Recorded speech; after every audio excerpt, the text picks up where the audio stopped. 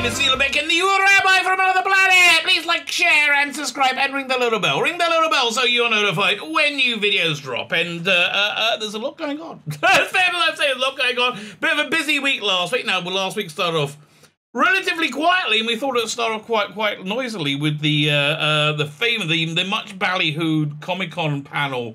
Where finally we're actually getting some official news, not rumor but actual news. And there was a special guest that we all promised, and it turned out to be nothing, like a complete nothing burger. Like that's where we thought the news was going. It turned out to be a nothing burger. They announced it's going to be one 6-part story. Did they even announce the third special for 2022? I can't remember. And then the big news was they got this guy, Jacob, Alex, I can't remember his name. Some guy from Game of Thrones. Seems like a lovely guy. Not a big deal, right? And it seemed to me very, very clearly cast to fill a Captain Jack-shaped hole, which they had to have because he's been cancelled. You know, he's been cancelled. He associated with somebody who has no credible allegations against him, so obviously he has to be removed from everything, right? That's the world we live in. No news, really no news came out whatsoever. Then on Thursday they dropped big news that Jodie Whittaker and Chris Chibnall were leaving Doctor Who, and it was met, I would say, with elation. Like, just freaking elation. I really, and personally I felt the same thing. I was like, yeah, now, we all know it's the BBC. BBC still owns Doctor Who. If Doctor Who is going to continue, and I doubt it is, but if Doctor Who is going to continue, there's very likely it'll continue in the same vein of it being absolutely awful. But maybe it won't. You see, I think this current era is just a perfect storm of awful, right? Just a perfect storm. Many bad forces came together and coincided at the same time. First, we have the current age where everything's really got to be filled with this insane ideological agenda, which nobody really believes in, right? Even the people who scream at it, nobody really believes in it. It's just crazy, right? Everybody's just being crazy. It's all about. Nothing is about compassion. Nothing is about being kind. It's all about power. The people want power, just the way people always wanted power. No difference from like the Salem witch trials to today. And that's really the absolute truth of it. And I think we already know that. So that's part one. Chris Chibnall just wasn't talented enough and wasn't disciplined enough to become talented, to do the work necessary. He'd been able to hide that all his career until he got to Doctor Who, and he was in this very, very public position. And then he cast Jodie Whittaker, who was just terribly miscast. And she had no idea what she was doing, no authenticity in the role whatsoever. And again, I think it was just a perfect storm of suck, of absolute suck, which made it shockingly awful. So, and even when you change one of the elements, you put in Joe Martin as the fugitive doctor, whatever, it's always better. It's still awful, but it's always better. So I think there was like just sheer jubilation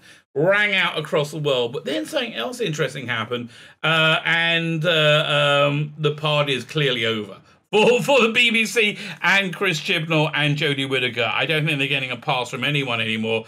And it's a bit of a bloodbath. We're going to be looking at, but there's so much. There's actually just so much news. I can't get to it all. We're going to be looking at a spattering of some, and over the next few days we'll be going into the articles in quite a bit more detail. I'm trying to pick on one a day right now. Again, so we can like digest it and talk about it. Fine. Before we get into it, can you hit the like button? Frickin' awesome. That's great. And I tell you, YouTube hates people liking this. They really dislike people liking it. But can you hit the like button? That'd be really nice. Can you hit the share button? Even nicer. Incredibly enough, even nicer. Hit the like, share, subscribe. Hit the subscribe button. My subscribers are on the way up again. We're nearly at 3,100. And who knows when YouTube's going to notice and start taking some off. So just hit the subscribe button and keep subscribing. If you're still subscribed, please make sure you're still subscribed. Who knows or dares to dream how long this pod is going to last for. So like, share, so comment. Oh my God. I've got like over 100 comments to get to get. I will answer everybody's comment. Absolutely, I will answer everybody's comment. And thank you very much for commenting, for taking interest. Yeah, that's one. It might take me a few days to you know, catch up with this massive backlog. It'll be super nice. Go check out my Indiegogo. Go check out my Indiegogo. It's over here. It's going to print tomorrow. I'm filming this on Saturday. Tomorrow is when hopefully the files get in the print queue. It's going to offline. When it hits print, it's going offline, right? That'll be so.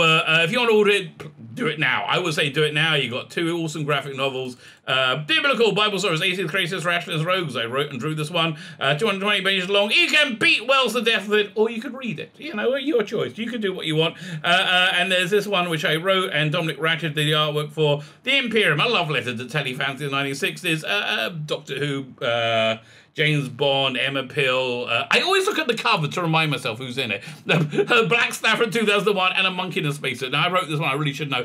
Bit of Prisoner, bit of Thunderbirds. It's just fun. It's like, this is 105 pages long. Totally worth it, baby. Listen, I don't sell crap, baby. And then you get a ton of posters, a ton of extras, including posters. You have this one, Noble Savages, and then you got the For the Male Gaze series of cards. Now, the For the Male Gaze series, I think you can only time you can get them is on this campaign. I'm going to continue with the next campaign, but if you want them again, now's the time, baby. Now is the time. I do not know when it will be going online. When it hits print, that's when I cut it off for good. Okay, being cut off for good. I think that's how we can describe the goodwill. Any goodwill towards Doctor Who has been cut off for good. For good, for bad, for evil, probably for evil. So let's start off with like the slightly more upbeat stuff. And again, we're not going to go into stuff in like massive detail because there's just too much, right? So, J. Michael Straczynski of Babylon 5, and Babylon 5 is a show that could really use a remastering. Like, it got the new special effects. Great show. Honestly, only really hit its stride around, I think, the second season when Bruce Boxleitner came in. Although, I have to tell you, I did like, what's his name?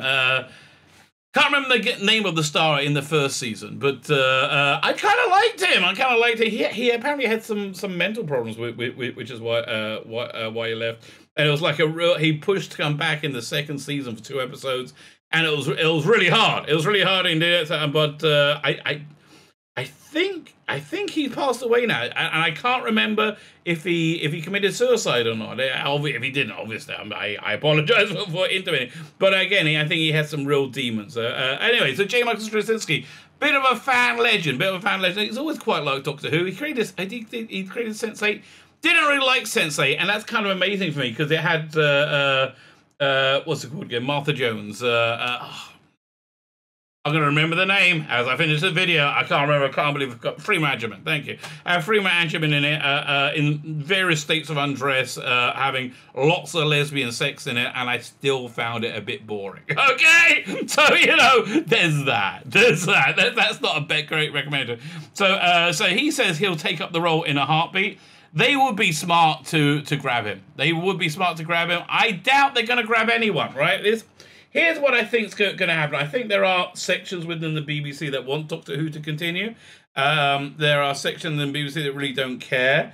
What I think is going down is Doctor Who, it has become, over the last few days, the face of everything everybody hates about the BBC.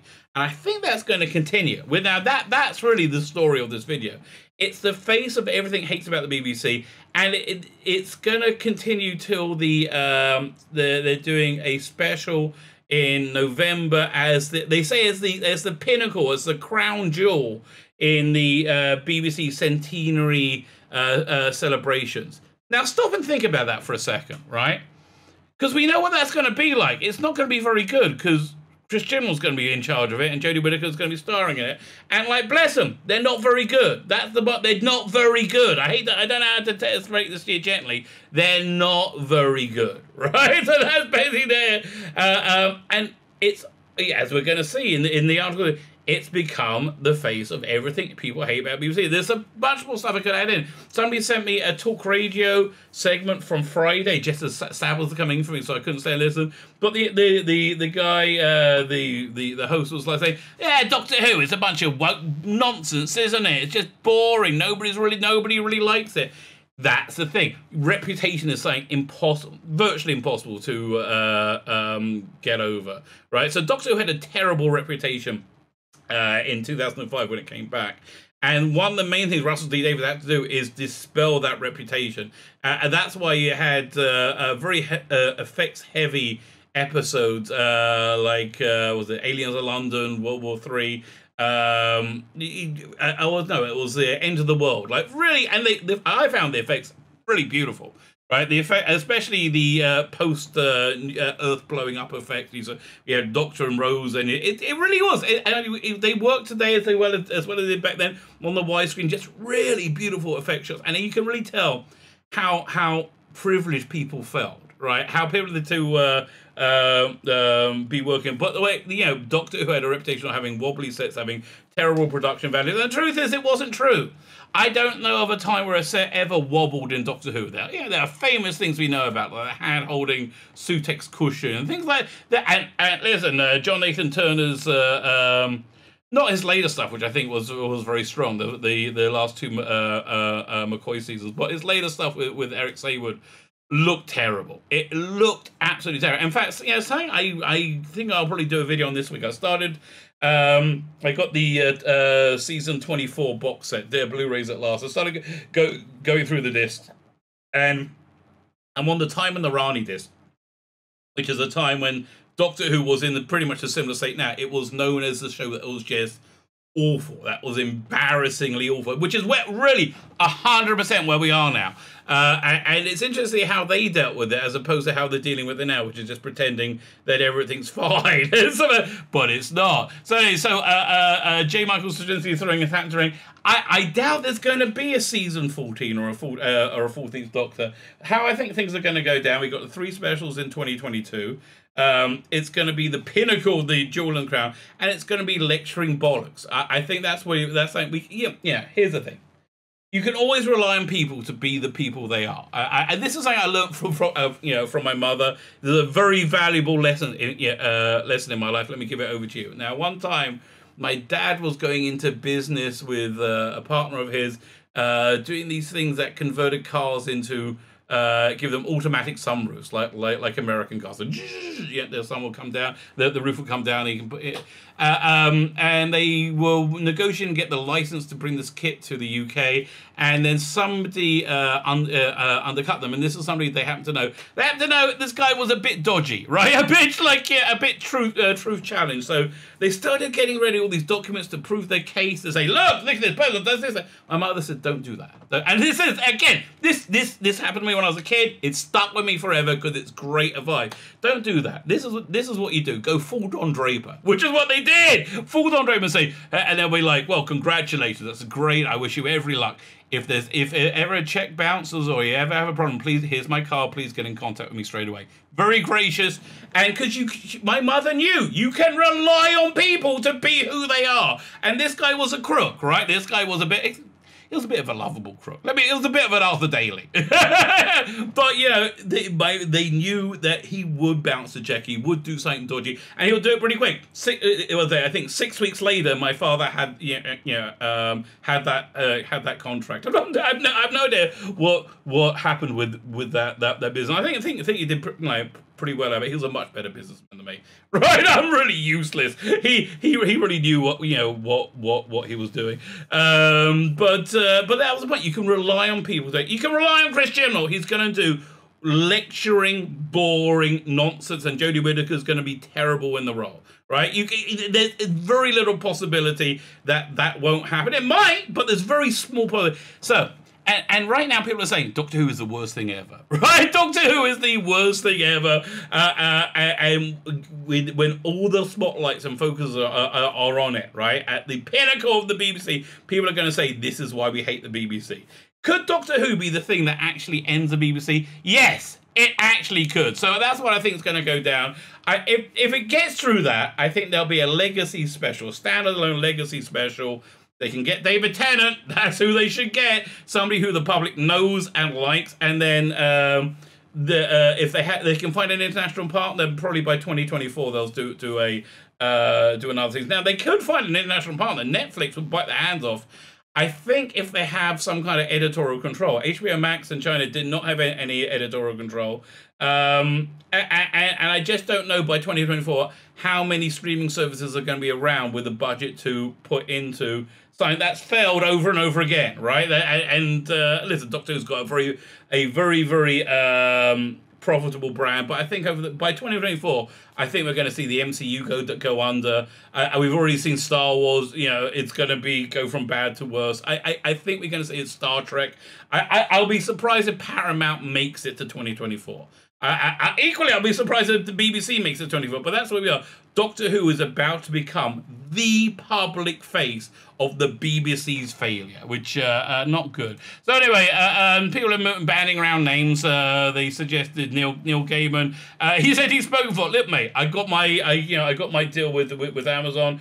Amazon will be a great international partner for this as well, right? But again, they're probably still going to be around. And Doctor Who is a valuable brand, no matter what's been done to it. It's a valuable brand, and I think it's just on an investment level, it can't be allowed to go away.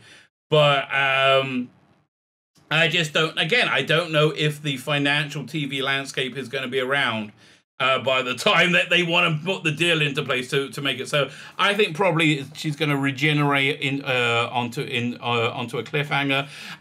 Honestly, this is what I think we should be saying. Not that Jodie Whittaker and Christian are moving on, but Doctor Who's been cancelled.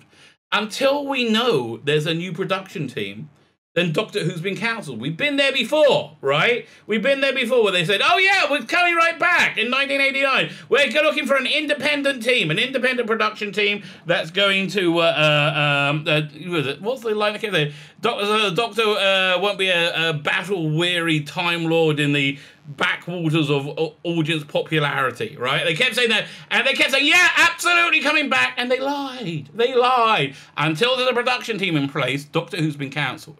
And I think we should do. Honestly, I am a bit grateful for that. Why would I say Doctor Who's been cancelled? Well, because the drubbing the BBC's been getting. Let's have a look here. So this is a headline from this was from the Daily Telegraph. I haven't been able to get the article yet, but look at this headline here.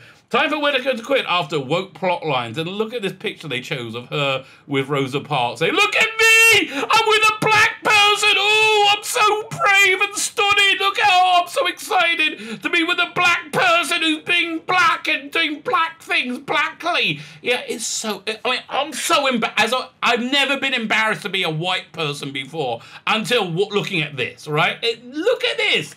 Can I zoom in at all? I mean, she's like...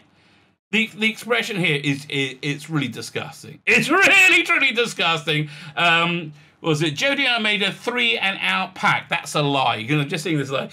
Do you not remember when Chris Chibnall took over? He said, "I have a 5-year plan." Yeah, was a 5-year plan to have a pandemic and take a year off in between each season?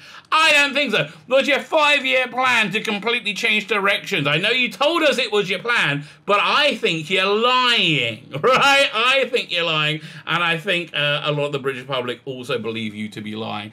So yeah, again, this is an example. Doctor Who has become the face of the failure of the BBC. That's the thumbnail right there. Here, this is from RT. Jodie Whittaker's torrid mentality proves that if Doctor Who hopes to have one, the future isn't female. Nothing says failure. Absolute, complete, total failure in everything they wanted to do more than this headline. It's complete. It's breathtaking how badly it's gone down. Once again, we'll be going through these this week. We got a fun week, guys. We got a fun week ahead of us. Screen Rat, who's been sucking Chris Chibnall's cock quite prodigiously and say, "Oh, so stunning and so brave." Oh, what went wrong with Chris Chibnall's Doctor Who? You did, you ignorant morons, by waving the flag for it non-stop. Here's a review from the Telegraph. From January, from the Revolution of the Dalek. I think one of the better received episodes. Even I'm calling it Revolution of the Dalek now. That's what Jodie would have called it. Admittedly, we were all locked in our homes. And, yeah, well, I wasn't. I was in Israel. Was I in lockdown when this was on? I can't remember. But, you know, it was the middle of winter, and still it did kind of... Still, look at this review headline. Doctor Who, BBC One review. Why must the Doctor's adventures in space and time be so po-faced? I said something similar on my stream last night. We're talking about He-Man, and the He-Man nerds are not happy. The He-Man nerds are somewhat pissed off. I was talking about Tila, and I said, listen, it's true. I am what I think is, well, in this regard, a normative heterosexual male in that I sexually fetishize women's breasts, right? I do that. Yeah, I get turned on by boobs. That's the other way. That's the other way of saying it, right? That's true. So why does that mean that Tila's got to get a double mastectomy? That doesn't seem fair. I'm horny, so she's got to get her tits cut off. That is the sexual politics of the day. So yeah, it's just complete and utter failure. That's why it has to be po-faced, because nobody really quite knows how to deal with sexual politics now they've abandoned a shared system of morality. I mean, Judeo-Christian morality used to be a shared system of morality. Then we used to have like a live and let live. I'll do me, you do you. That's gone. That's all gone. You know, that's not around anymore. We just live in strange times. That's basically the bottom line. We live in very. That's why it needs to be po-faced. So this is the article we're going to land on today. How to save Doctor Who. The idea that we're not even questioning is Doctor Who in trouble. No, Doctor Who is 100% failed. 100% in trouble. There's no question at this point how to save Doctor Who. And now I haven't read this article. I'm not sure how much I'm going to agree with it. Bring back David Tennant? No, I don't think so. Add sex? Really don't. And they're adding it this season, right? It's going to be the Doctor and Yasmin have unrequited love, and don't put a fanboy in charge. I kind of agree with that. I do, at least somebody outside of the current clique, right? And I like Toby Whitehouse or Whithouse. If he's a part of the current clique, no, because that's how we end up with Chris Chibnall. We didn't look outside the box. There was Jonah Hill was begging to do it. I think really an American voice might be the way to go. A new voice might be, because this has been terrible. This has been absolutely terrible. So let's read this. After a divisive few years that you wouldn't know about, had they not, now they admit it, right? Now it's blown up. Now it's over. Now it's destroyed. After a divisive few years, the show's 60th anniversary approaches. A Doctor Who needs to be healed. Here's our prescription. Let's see how right they are. Most Doctor Who fans have long had the ability to predict the future. Nah, we're always wrong. Okay? Most Doctor Who fans have long had but no. I just read it again. No. Go look at my channel. I've made so many predictions. So few of them have been correct. They've all been based on logic and reason, which is really what always pulls me up. Presumably from spending so much time in the Science Day Sourcex. So the news that Chris Chibnall and Jodie Whittaker will be leaving the show in a trio special culminating in an epic blockbuster in autumn 2020 has been furiously debated as rumour that it merited little more acknowledgement than a shrug on most fan forums. No! Okay, that's just totally not true. We were like, yes! Yes! Yeah! That wasn't, no. It was big. It was big. In fact, we use social media, not fan forums anymore. The duo exited in the most The duo excited the most fury of any Doctor Who showrunner partner since Moffat Capaldi.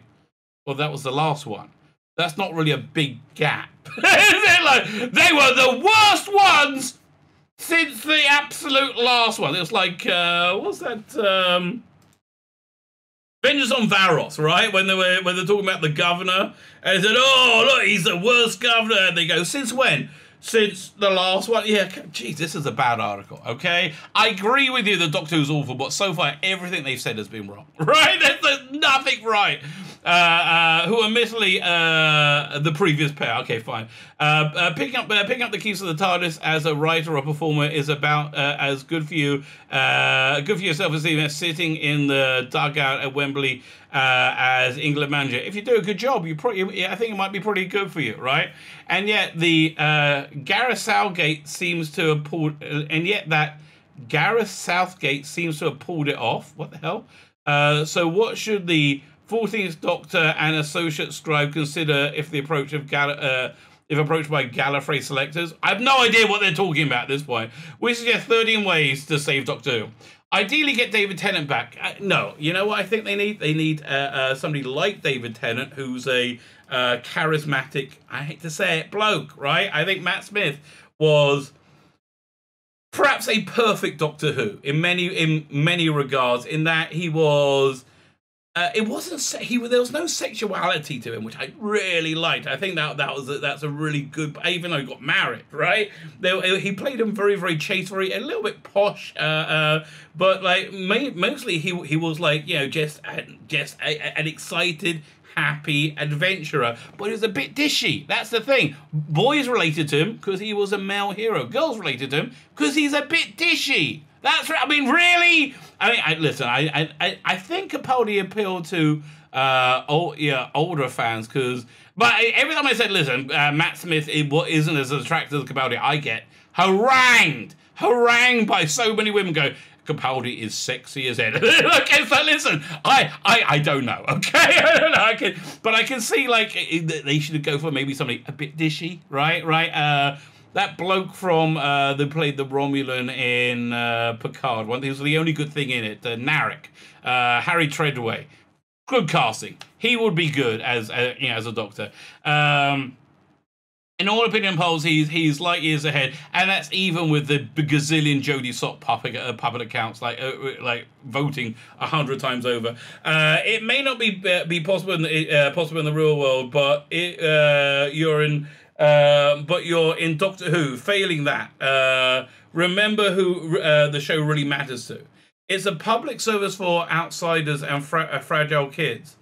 That's interesting. I think so too. Yeah. Public service for outsiders and fragile kids are outsiders. I think that's. I've said this before. I think that's why it's got such a large gay following, because.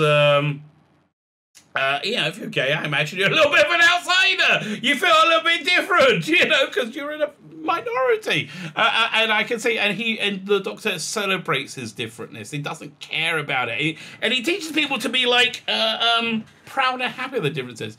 Especially confused about the sexual identity without autistic Asperger kids. That really is how we describe the Jodie fans. They seem to be autistic Asperger kids. I mean, there's a few on the anti-Jodie side of the fence. Let's be fair, but I think that's like really what the fandom is really made of, right? Autistic Asperger kids. Yeah, that's how I would describe them. Peter Capaldi spent months reassuring who were panicked by the arrival of a new Doctor. Peter Capaldi is a diamond, right? Peter Capaldi is fan-freaking-tastic. He was so... We just didn't realise how good he was, and really, he didn't have good enough scripts. Yeah, I would have loved to have seen 2 years with him with Toby Whitehouse as Whitehouse, as the showrunner. He was so great. He was so, and I really hope his star ascends with this new Suicide Squad movie. No chance of getting him back. Him and Moffat are off doing something for Amazon. That's the next video I'm recording today, which I'm really excited about. Last week, John, who panicked by the arrival of a new Doctor, sent personal message to autistic kids dealing with grief. Jodie Whittaker sends personal messages to fans with terminal illnesses. Darling, baby, if you want to stay longer on this mortal coil, maybe you want to, hold that, but reel that in a bit. The Doctor means more to these kids than any grumpy commentator. So true! Oh, God, so true. And again, by making the Doctor an idiot conformist, has robbed so many outsiders. And that's really it. There's robbed so many outsiders of a hero to look up to aspire to make you feel good. It's really sad. Be funny, not silly. Yeah, Jodie Whittaker. Peter Capaldi on tank with electric guitar, sunglasses.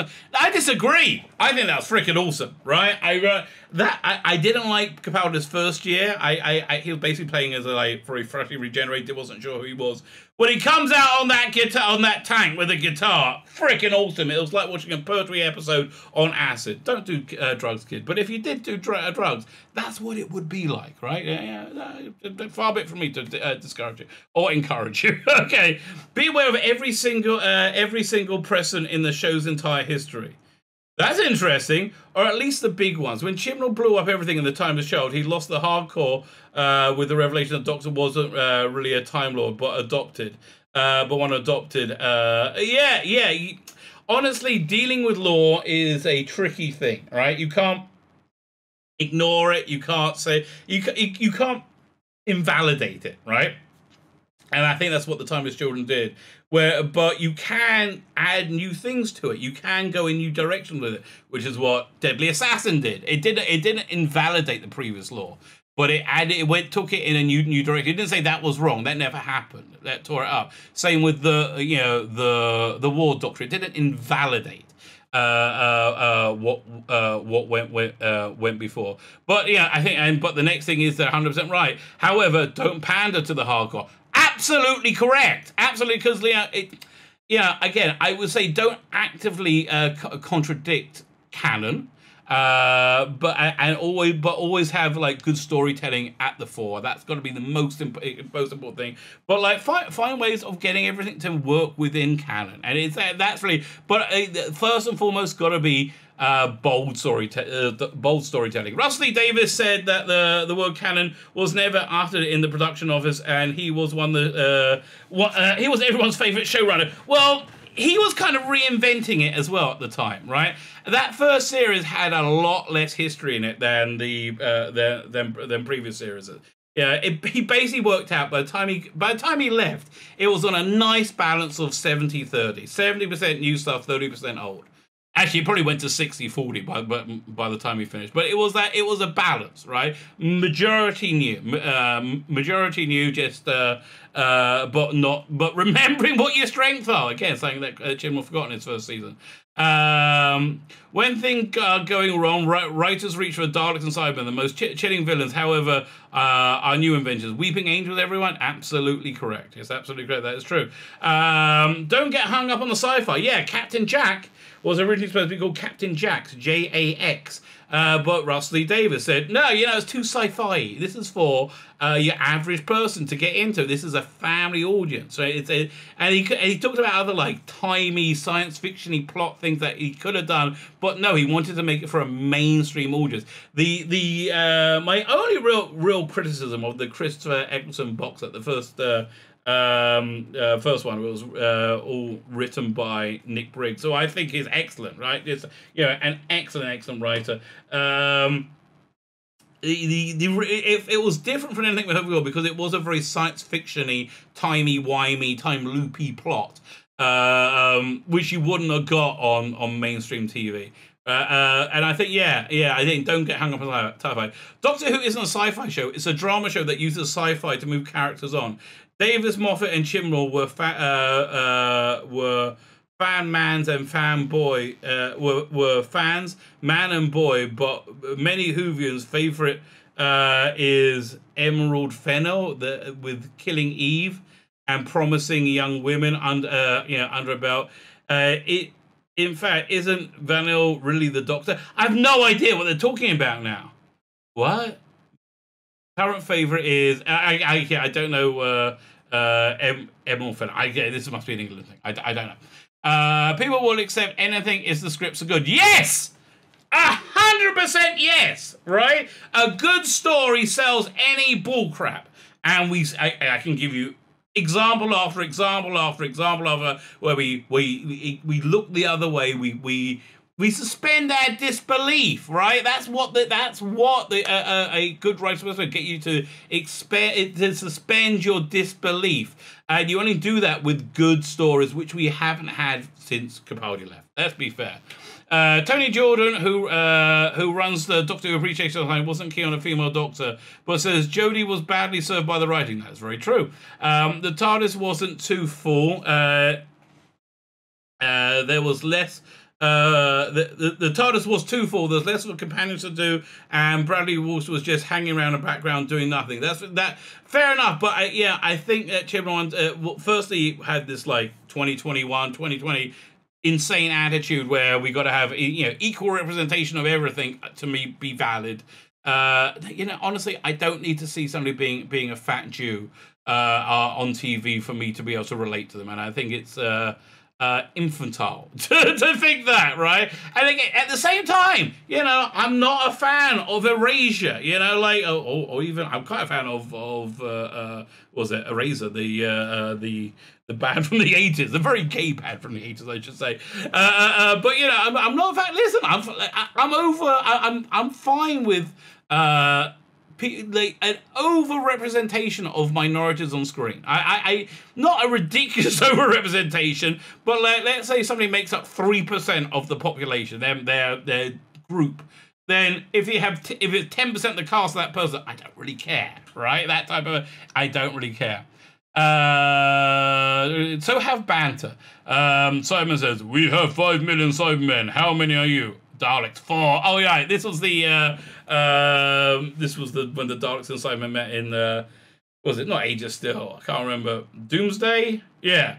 Not a great title. 4, you would destroy Sir Cyberman with 4 Daleks. We would destroy Cyberman with 1 Dalek. You are superior in one respect. What is that? You are better at dying. Yeah, okay, fine. I remember I was there. Fine. It's okay to be woke. Yes and no. No, it's okay to be woke if you're being genuine.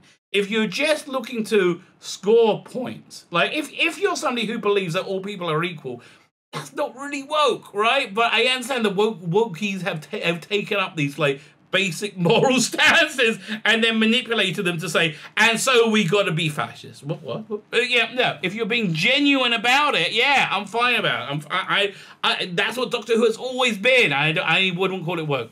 Cecil McCoy pointed out the show has always been slightly rebellious. I think more than slightly rebellious. Again, the central character has always been an anti-authoritarian authority, right? So it's got to be rebellious. Talking about Cecil McCoy, I remember Happiness Patrol getting a lot of flack, right, for being too lefty. Freaking great story. Because of why?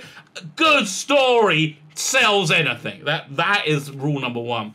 No better to the radio time when BritBox dropped his show back in the catalogue in 2019. The Daleks, he said, are about race and division. That's very true. While his 1980 run featured anti-Thatcher storylines and commented on housing. What was the housing one?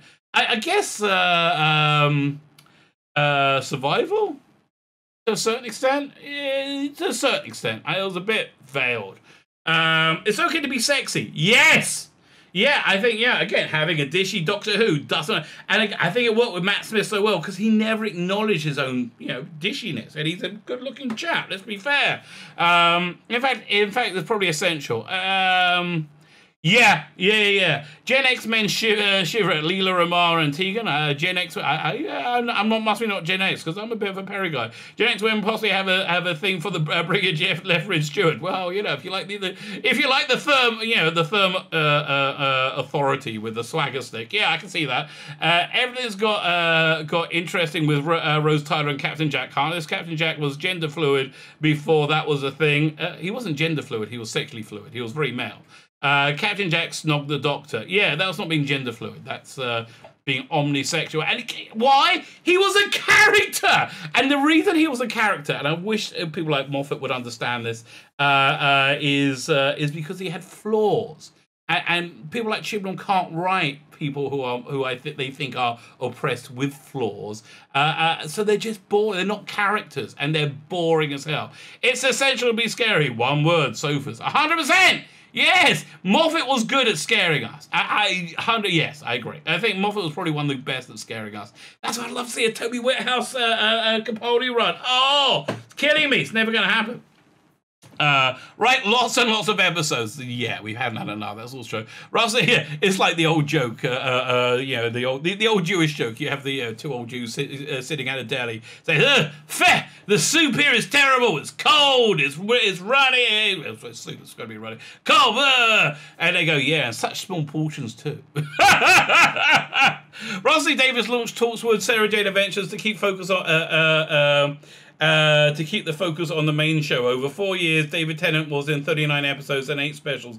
Matt Smith, 39 episodes and 5 specials. Jodie Whittaker, just 26 episodes and 5 specials. The program is not in children's viewing agenda anymore, explains Jordan. Who's Jordan? I don't know who Jordan. Is that the Doctor Who Appreciation Society guy? Yeah, Tony Jordan. Fine. Yeah, no, it's not. It's absolutely not. It's like young children, that and not many of them. It's the young children whose mothers push them in front of them so they can say how what they were. It will be tough. God, that's true. The show's 60th anniversary on November 23 is a good time to launch the 14th Doctor. You're up against the Game of Thrones prequel starring Matt Smith. Per episode spend larger than EastEnders annual budget, the Lord of the Rings TV series. Everyone will be screaming their opinions at you, but the Doctor is for freaks. The bullied, the misfits, the misunderstood. So true. The Doctor is for freaks, the bullied, the misfits, and that's why I can't stand this new group of fans who are bullies. They are the worst bullies I've ever seen. They're disgusting. You are serving the weird kids. Ignore everyone else. Yes. Yes, okay. There's a lot of good in this article. A lot of good advice. I hope when Doctor Who eventually does come back, and I do think it's going to come back. I don't know when. I don't think the BBC is going to make it, but I think Doctor Who is. I don't know when it's going to come back. I hope it comes back, and I hope it comes back, and I hope it's glorious. I hope it's as glorious as it was in 2005. I hope it's as glorious as it was in 1963. I hope it's glorious, and you know what? I think it will be. You know, I really think it will be. The future is a blank slate. Nobody knows what's there. Nobody knows what's going to happen. Going to go down the next day. For the first time in a long time, I'm somewhat more optimistic than I was for the last few years. So yeah, that's what to look forward to. My name's Tzvi Lebetkin, the Rabbi from another planet. Please like, share, and subscribe, and ring the little bell. Ring the little bell so you are notified when new videos drop.